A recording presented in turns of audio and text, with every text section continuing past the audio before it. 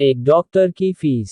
एक बीमार ताऊजी ने अपने डॉक्टर दोस्त को इलाज करवाने के लिए अपने घर पर ही बुलवाया था।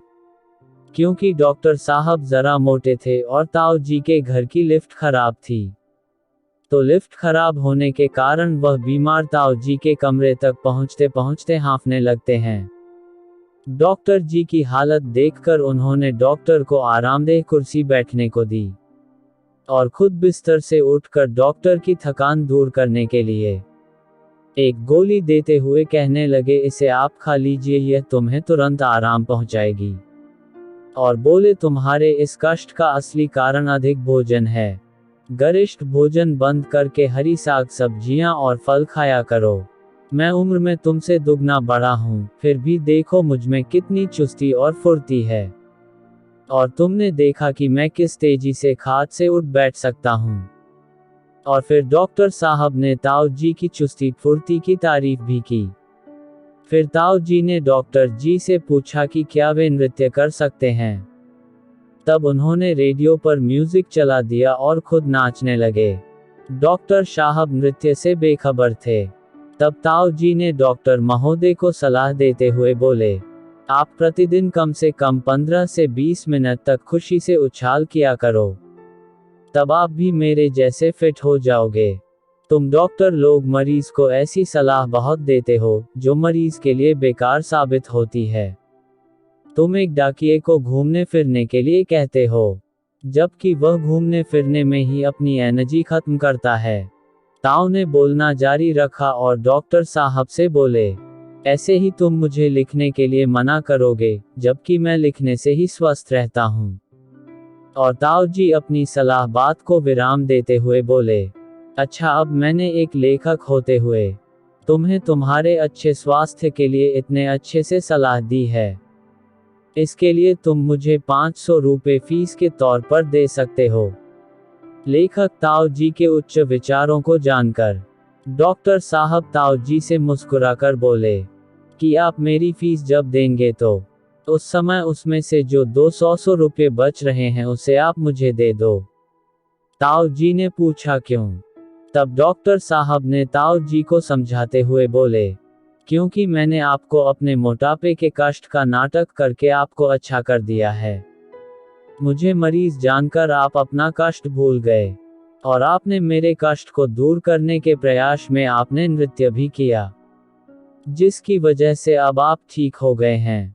डॉक्टर की बात सुनकर ताऊजी खूब खुलकर हंसे और उन्होंने मुस्कुराते हुए डॉक्टर साहब को उनकी फीस को देते हुए तारीफ भी की।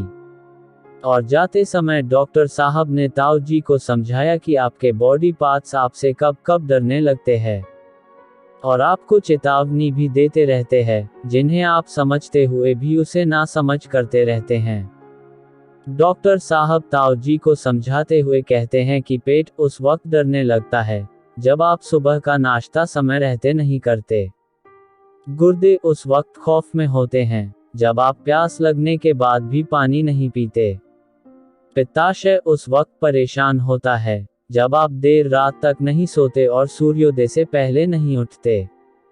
छोटी आंत जब आप ठंडे पानी का सेवन करते हैं और बासी खाना खाते हैं, उस वक्त छोटी आंत तकलीफ महसूस करती है।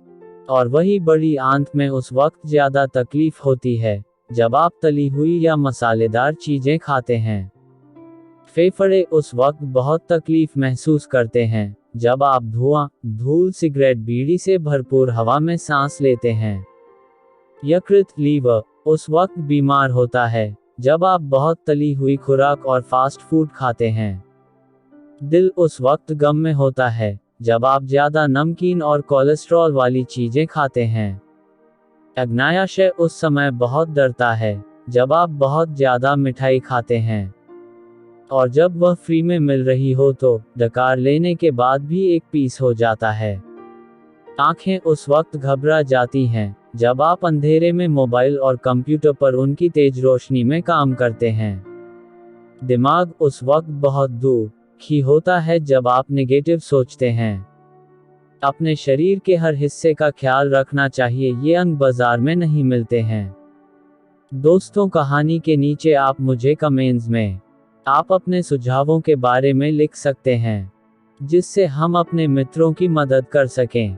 दोस्तों, हमारा उद्देश्य यही है कि आप सभी के जीवन के प्रति सिर्फ जागरूकता, प्रेरणा और सच्चाई का परिचय दिलाना है।